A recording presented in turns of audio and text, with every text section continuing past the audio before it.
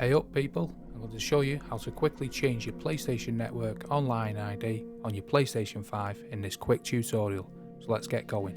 First, on the PlayStation 5 homepage, you want to come up to the top here and click the Settings tab. Now we're on the Settings tab, we want to come down to Users and Accounts. Here on the Users and Accounts page, you want to click Accounts. And on this section, you want to come down to Profile. Now here on the Profile, you want to come down to Online ID. You can read these terms, but I just simply click Accept and Continue. You'll need to enter your PlayStation password. I'll hide this for privacy. Let's OK that. Now we've logged in. And this is where you'll change your PlayStation Network Online ID.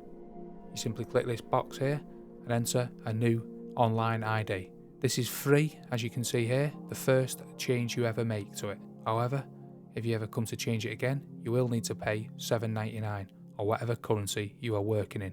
Once you've entered a new ID, you'll want to click Confirm, and that will be your ID changed. Hope that video was helpful, and if it was, please hit the like button below, consider subscribing, and thanks for watching.